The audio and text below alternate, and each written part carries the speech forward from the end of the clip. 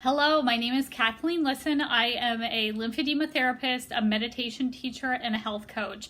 And I want to talk today a little bit about what I have heard from my clients who have chronic illness when I am trying to introduce them to Kristin Neff's self-compassion break. So I help people after lymphedema and lipedema, and it's specifically some comments that I've heard from clients that have lipedema in introducing them to the self-compassion break. So briefly cover it, the self-compassion break.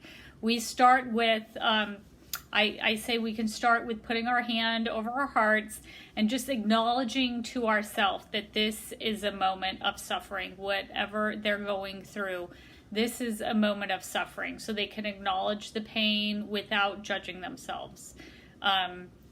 If we go straight to trying to fix the pain, they're not able to actually just sit with themselves and understand that the truth of they are suffering.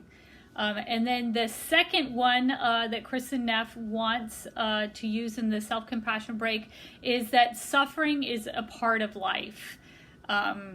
To remind us that we're all in the same boat, that suffering is a part of humanity. And then we ask ourselves, how can I add compassion in this moment? How can I give self-compassion in this moment? And how can I give myself the kindness that I need right now? I love that, and I will still introduce it and show it to my clients because I feel it's very effective, especially to kind of get them centered on the fact that their feelings are legitimate, and their emotions and the pain is absolutely legitimate.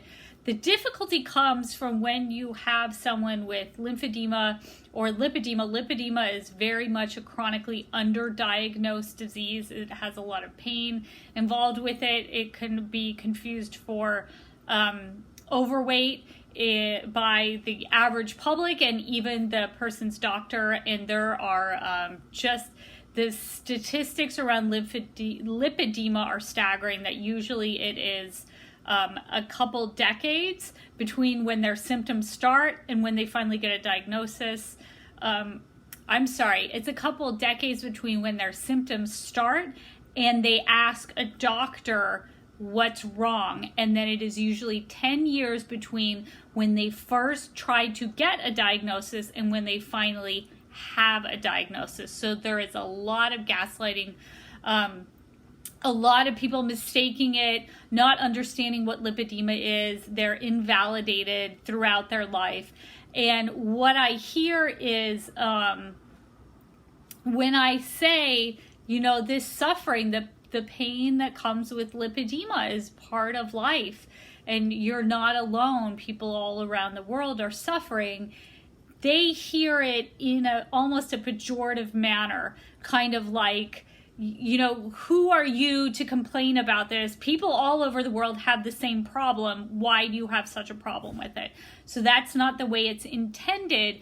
But if that is the way that you're spoken to, especially as you're a child and growing up and around a disease that no one has compassion for and has treatment for, this is perhaps what's going to pop up first in your mind. And for a lot of people, that is how, with a lot of different problems, that you would hear the answer if you came to somebody for counsel. And I know this because when I tried to do this the first time in a group, I heard a voice that was a lot like my father's, though I don't recall him saying this to me, but it was just that paternalistic voice, like, you think you're suffering, but like, school's hard, like if you have difficulty in school, like everyone else is in class too, I'm sure they're having difficulty too. Like, what do you want to make of it? Like, why are you so special? Like, you just need to, and then the advice is doled out. Study harder or whatever it is. And sometimes I feel like it's easier for the client, let's not focus on the pain at hand. The first time we practice this, let's focus on something that's less farther away, a little farther away. Sometimes they're too very close to the pain and to this experience of being like gaslighted and ignored and misdiagnosed and told, just to go off and lose weight, and told that it's all their fault for decades before they get to us.